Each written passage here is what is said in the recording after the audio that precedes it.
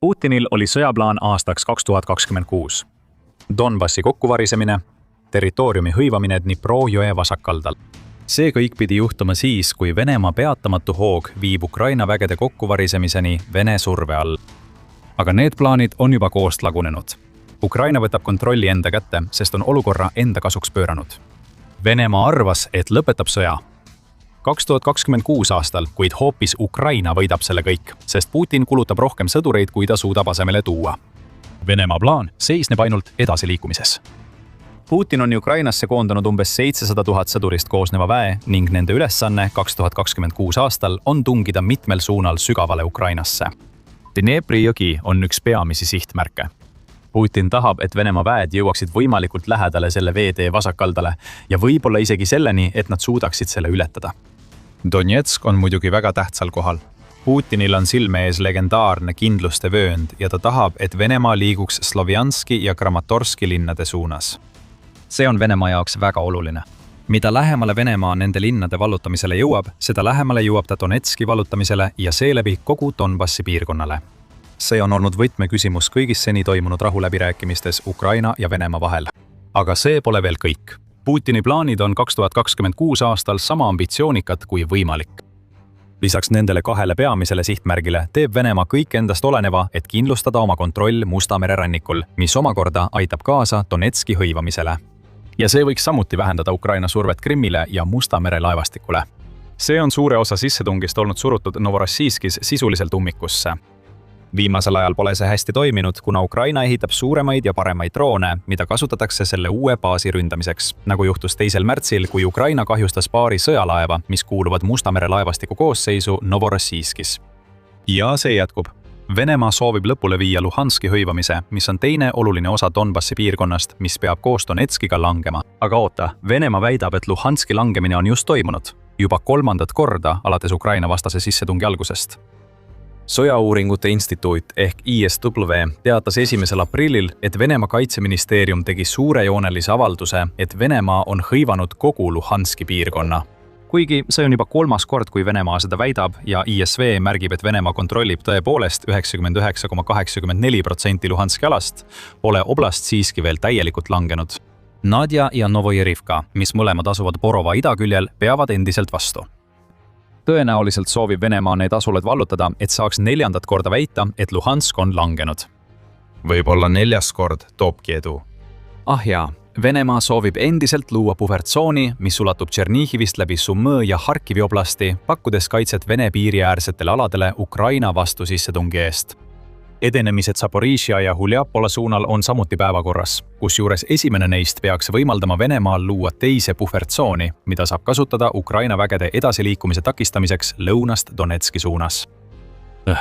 Need on väga suured plaanid ja nende elluviimiseks vajab Venemaa kogu olemasolevat elavjõudu.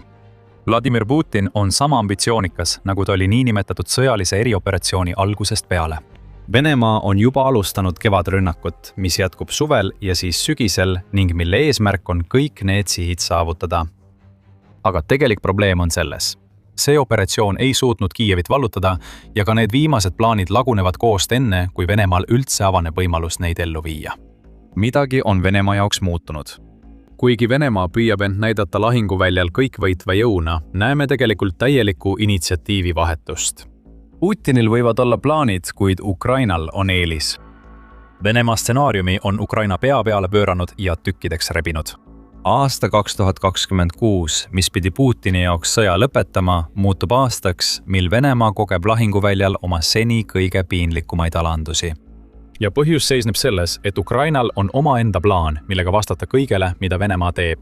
Samal ajal valmistades ette tagasitulekut, mis võimaldab neil vabastada territooriumi isegi siis, kui Venemaa üritab edasi tungida. Seda plaani saab kokku võtta 4 sõnaga. Kurnata, hoida, ehitada ja rünnata. See on Ukraina relvajõudude ülemjuhataja Oleksandr Sirskõi sõnul, kes rääkis sellest ICTV-le Venemaast, et tutvustada Ukraina vastuplaani. 2026 aastal teeb Ukraina kõik endast oleneva, et hoida territooriumi, mida Venemaa kavatseb rünnata, mis on plaani kõige ilmsem osa. Ukraina ei taha seda territooriumi kaotada. Iga ruutmiil, mis Venemaale loovutatakse, viib Putini oma eesmärkidele lähemale. Seda territooriumi hoides täidab Ukraina ka selle plaani teise osa, milleks on Venemaa vägede kurnamine. Jällegi, loogika on selge. Putin ja tema kaaslased on korduvalt näidanud, et nende peamine strateegia on visata Ukraina kaitseliinide pihta elavjõudu ja tehnikat, kuni need kokku varisevad. Mida kauem Ukraina hoiab territooriumi, mida Venemaa ründas, seda rohkem seda elavjõudu ja tehnikat hävitatakse, mis omakorda piirab Venemaa sõjalist jõudu. Pikamaa rünnakud toetavad seda Ukraina strateegia teist osa, purustades Vene sõjamasinat seestpoolt. Kuid just Ukraina strateegia 3. ja 4. osa muudavad olukorda Ukraina jaoks. Riik plaanib luua tugevad reservid, samal ajal kui tema sõjavägi hoiab positsioone. Ja nagu peagi teada saad, tähendavad need reservid palju enamat kui lihtsalt suure sõjaväe loomist. Siis on veel rünnakute osa. Sierski ütleb, et Ukraina kavatseb rünnata seal, kus Venemaa on kõige nõrgem, olenemata sellest, kus see rindel asub. Teisisõnu, Ukraina kavatseb vabastada nii palju territooriumi kui võimalik ja teeb seda 2 põhjusel. Esiteks annab territooriumi vabastamine sõjas hoo selgelt Ukraina poolele, nagu Sierski ise märgib, kui ta ütleb. Praegu mängib vaenlane meie reeglite järgi. See tähendab, et nad on sunnitud kohanema ja koondama oma jõupingutused sinna, kus meie edeneme. Ja see viitab teisele põhjusele. Territoorium, mille Ukraina tagasi võtab, on suurem, kui nad suudavad hoida, mis rikub Putini sõjaplaane ja sunnib Venemaad suunama vägesid ootamatutesse rindeleikudesse. See omakorda nõrgestab Vene pealetungi, mis peaks saavutama need suured eesmärgid, mille Putin on seadnud. Nii et meil on 2 riiki, kellel on 2 väga erinevat plaani. Ja siin lähebki asi Putini jaoks valusaks. Venemaa plaan on olnud üks suur jutt ning kõik varased katsed see plaan millekski praktiliseks muuta on täielikult hävinenud. Mis puudutab Ukraina plaani, siis see on juba ellu viidud ja me näeme seda praegu kõikjal lahinguväljal. Alustame Ukraina 4-osalisest vähenemisest kõige huvitavama osaga, milleks on kavatsus rünnata seal, kus Venemaa on kõige nõrgem. Ukraina on seda konkreetset osa oma plaanist ellu viinud alates jaanuari lõpust, kui SpaceX lõpetas lõpuks Venemaa võimaluse kasutada Starlinki ebaseaduslike terminaalide kaudu. See üksainus otsus põhjustas Vene sõjaväes sidekatkestuse, mille üle Led Zeppelin oleks uhke olnud. Ja see tõi kaasa tohutud nõrkuse kohad Ukraina lõunaosas, kus Vene sissetungijad on 2025 aasta teises pooles hõivatud aladel vaevu püsinud. Ukraina on löönud tugevalt ja kiiresti, saavutades muljetavaldavaid edusamme, kui ta vabastab Venemaa nina alt suuri alasid ja mitmeid asulaid. Väljaande UKR Informed teatel ütles Syrskõi 31. märtsil, et Ukraina on alates 2026 aasta alguses alanud rünnakukampaaniast Oleksandrivka suunal vabastanud üle 480 ruutkilomeetri ehk 185 ruutmiili oma territooriumist. See lisandub 430 ruutkilomeetrile ehk 166 ruutmiilile, mille Ukraina vabastas varasemas Dobropilja vastupealetungis, samuti Kopjanski tagasivõtmisele, mille käigus linn langes täielikult Venemaa kontrolli alt välja. Syrskõi lisab, et need operatsioonid sunnivad Venemaad juba vägesid Pokrovski ja Artšerotina suundadelt ümber paigutama, mis tähendab, et need avaldavad täpselt sellist mõju, nagu Ukraina soovib. Sundida venelasi vägesid ümber paigutama. Tekitada rindel veelgi rohkem nõrkusi. Kas sa mäletad seda lõunapoolset puhvertsooni, mida me varem mainisime? Ukraina on Oleksandrivka piirkonnas nii palju territooriumi tagasi vallutanud, et see puhvertsoon on nüüd Venemaa jaoks keeluala. Putin ei saa luua puhvertsooni territooriumil, mida Venemaa enam ei kontrolli. Ja kui Ukraina selles suunas edasi liigub, mis tundub lähikuudel kõige tõenäolisem, muutub see, mis pidi olema puhvertsoon, hoopis koridoriks, mida Ukraina saab kasutada vägede suunamiseks Donetski poole. Seega on Ukraina 4-osalisest sõjavõiduplaanist ründeosa juba hästi käimas. Ja pea meeles, iga maatükk, mille Ukraina tagasi võidab, muutub alaks, mida ta saab hoida, mis omakorda tähendab, et see on ala, mida Ukraina saab kasutada Venemaa vägede kurnamiseks. Ja kui rääkida hoidmisest, siis Ukraina saab sellega samuti suurepäraselt hakkama. Enne kui sellesse sügavamalt sukeldume, just sellepärast me The Military Show'd teemegi, et selgitada, kuidas jõud tegelikult lahinguväljal liigub. Kui soovid rohkem näha, siis kindlasti telli kanal, et sa ei jääks ühestki videost ilma. Nüüd, territooriumi hoidmine. Ukraina on seda palju teinud, alates sellest, kui Venemaa alustas oma kevadpealetungi märtsi alguses. Euromaidan pressi andmetel on Ukraina edukalt häirinud ja suuremas osas blokeerinud 13-suunalise Vene pealetungi, mis keskendub kõigile neile kohtadele, mida me mainisime. On olemas üksikuid näiteid Ukraina edust, näiteks see, mida riigi Ronini pataljon, mis kuulub Ukraina 65. eraldi mehhaniseeritud brigaadi koosseisu, saavutas 28. märtsil. Venemaa üritas sel kuupäeval korraldada soomusrünnakut Robotöne asula lähedal, mis asub Zaporižjas. Tulemuseks oli Venemaa jaoks täielik läbikukkumine, kuna Ukraina droonioperaatorid hävitasid kõik 10 soomusmasinat, mille Venemaa sellele rünnakule pühendas. See on lugu, mis kordub kogu rindejoonel, kuna Venemaa üritab Ukrainale järjest rohkem elavjõudu ja tehnikat peale suruda. Medusa tõi selle eriti esile 1. aprilli analüüsis, kus märgiti, et praegu valitseb rindejoonel teatav vaikus, isegi kui Venemaa püüab oma rünnakute arvu suurendada. Vastupealetung, mille käigus Ukraina vallutas tagasi suure osa territooriumist, tähendab, et Venemaa edasitungi katsed Harkivi, Zaporižja ja Dnipropetrovski suundadel on kõik peatatud. Ukraina hoiab endiselt Konstantinivka äärealasid, kus asuvad linna kõrghooned.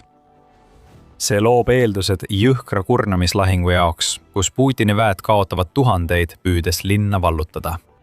Ukraina teatab, et olukord Slovjanski suunal on stabiliseerunud ning Ukraina on suutnud edukas vasturünnakus isegi osa Minkivka külast tagasi vallutada. Ja Orokivi Huljapole suundudel on veelgi rohkem Ukraina vasturünnakuid aeglustanud Vene edasitungi peaaegu peatamiseni. Mida me siin näeme, on see, et Venemaa üritab, kuid ei suuda oluliste asulate suunas edasi liikuda.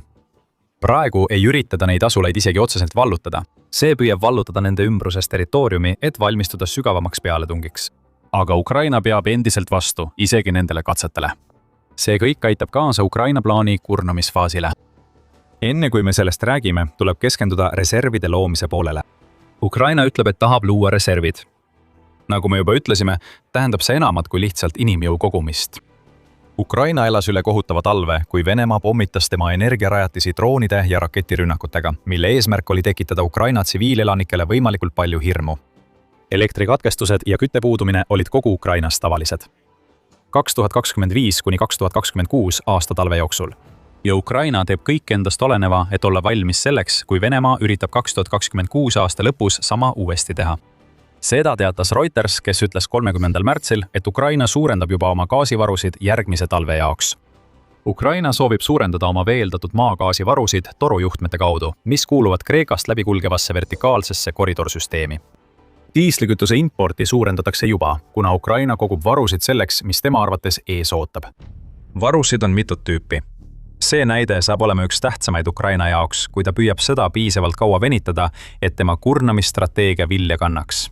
Muidugi on olemas ka sellised varud, mis mõjutavad Ukraina relvajõude kõige otsesemalt. Nimelt inimressurss, mida saab vajadusel rindele saata. See on üks osa Ukraina plaanist, mida on üsna raske ellu viia. Juba! 2025 aasta augustis ütles Serski, et Ukraina keskendub lahinguvalmis reservide loomisele. Tulles tänasesse päeva, ütleb Serski, et personal on endiselt Ukraina peamine prioriteet. Ukrainas kehtib mobilisatsioon ja Serski ütleb, et hindab seni tehtud jõupingutusi 6 või 7-10, mis viitab sellele, et Ukraina võiks paremini hakkama saada. Serski tunnistab, et relvajõud peavad looma õiged tingimused, et tagada, et värvatud ei lahkuks omavoliliselt, ehk nagu ta ütleb, ei jääks loata eemale. Peamine põhjus EUOL-iks minemiseks on soovimatus teenida ja hirm oma elu pärast. Üleminek värbamiskeskustest väljaõppesse ja sõjaväeteenistusse peaks olema võimalikult sujuv ja valutu. Ukraina töötab selle nimel, et parandada mobilisatsioonitingimusi, keskendudes kogu ahelale, alates majutusest kuni väljaõppe ja toitumiseni. Eesmärk näib olevat muuta see protsess võimalikult sujuvaks, mis toob kaasa eeliseid hiljem, kui Ukraina suudab värvatud sõdureid paremini teenistuses hoida. Suurem püsimajäämine võimaldab luua reservid ning need reservid toetavad kõiki teisi Ukraina plaani aspekte, mille eesmärk on rängalt nõrgestada Venemaa 2026. aasta kampaaniat.